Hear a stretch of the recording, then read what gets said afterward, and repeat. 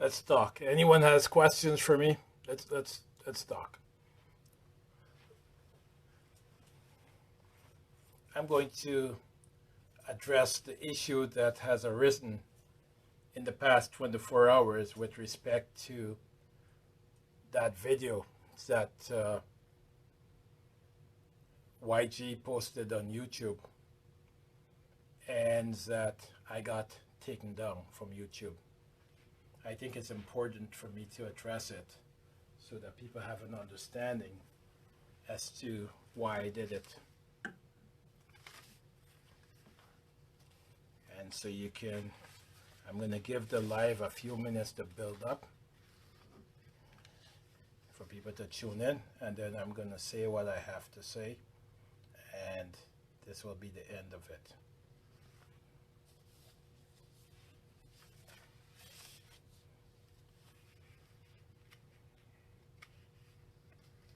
I want this to be clear, and I want it to be very, very clear.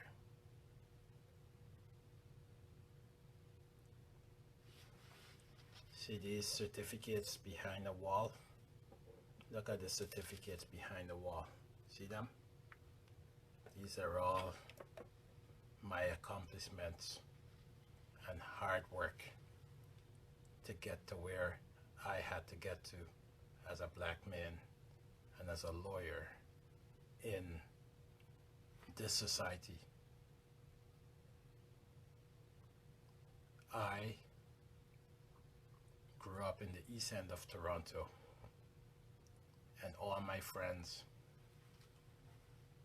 were from downtown Toronto or in Regent Park, Moss Park, St. Jamestown, or in Scarborough.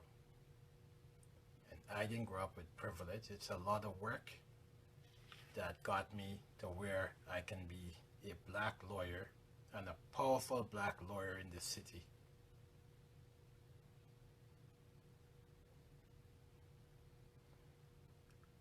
When I listen to some of the hip-hop music, when I listen to the rap music, when I listen to talented hip-hop artists sing, some of the hip-hop artists that I listen to in Toronto are talented orators, and they would be excellent lawyers. They would be excellent lawyers in this city, in this province, in this country. What is not acceptable is if you're using your talent. If you're using your talent to spread hate and violence. That can never be acceptable on any standards.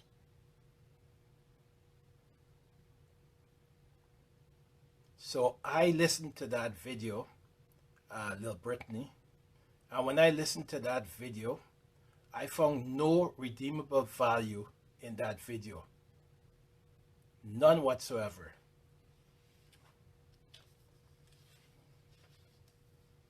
You know, somebody, you know, like to call somebody gay and to be speaking about boom bye bye in a batty boy head, point blank range, make sure he dead. Those are not lyrics of redeemable value. And somebody has to call it out. You know, you get killed in the field like gazelle.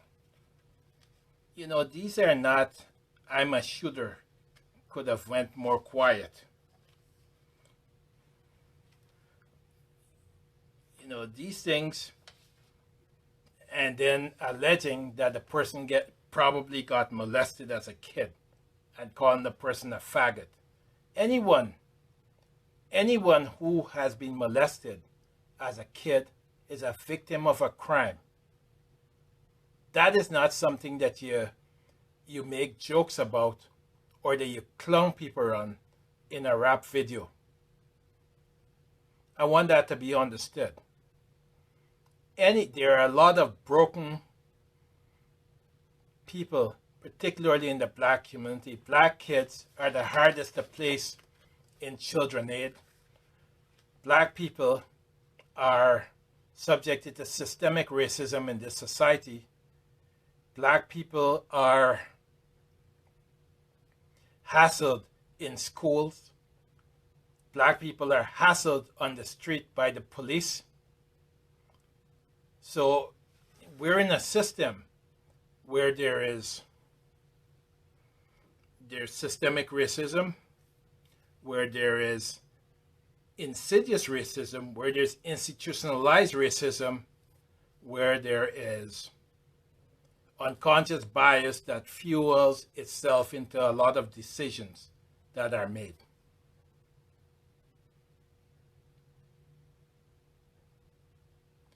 I understand the trauma that a lot of black men go through. I understand the trauma that leads to violence on the street. I understand the rules of the street. What I do not understand and what I do not accept is I do not accept that gun violence is the answer. I do not accept this credo. I do not accept this situation where young black men are killing each other. Yesterday, another young black man was buried. That is completely unacceptable, and I want young people who are listening to this to understand that that is unacceptable. Gun violence is not the answer. Absolutely not. It is not the answer, period. Anyone who is promoting violence among young black males in the community is promoting the elimination of our people.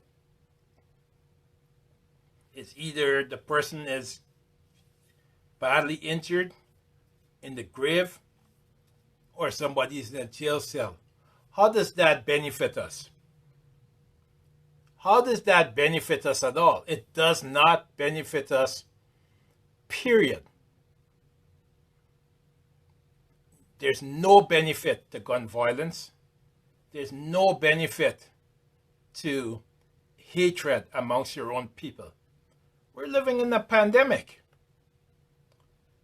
COVID-19 has had a significantly negative impact on the black community.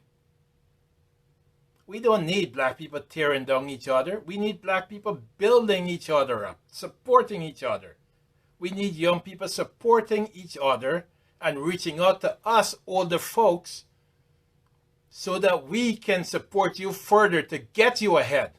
That is what we need. So I want you to understand that I'm solely responsible for that video being pulled down. I don't want you to blame anyone else.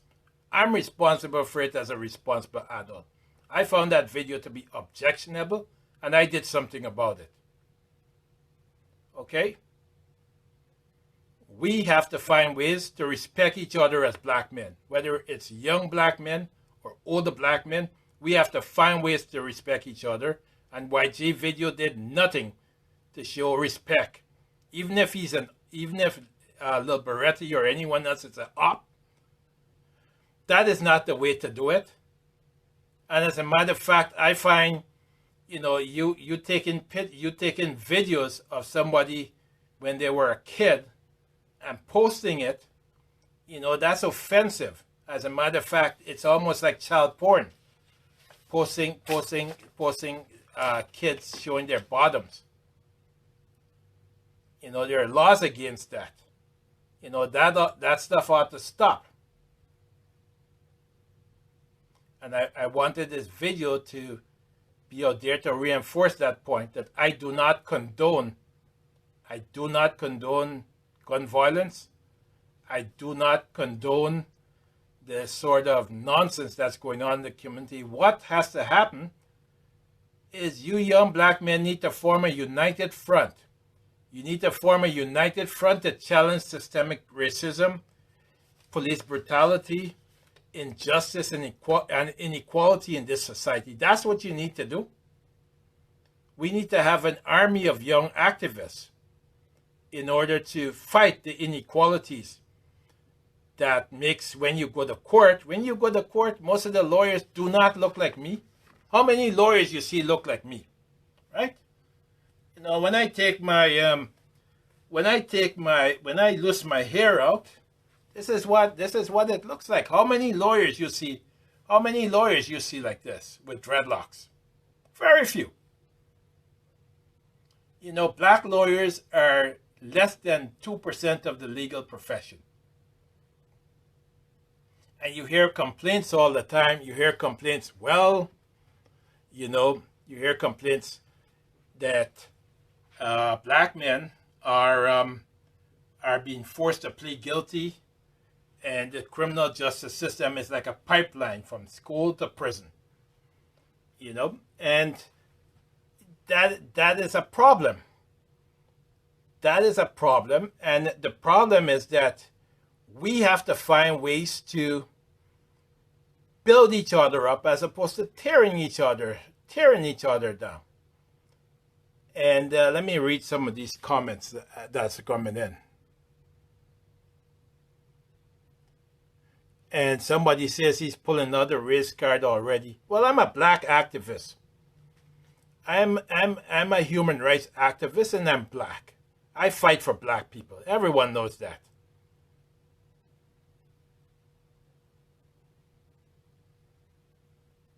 So it's not a matter of the race card. Systemic racism is a problem. Let me show you the reports.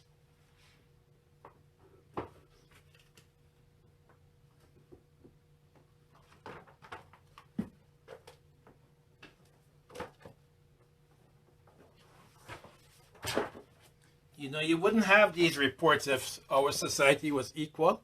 Take a look at them.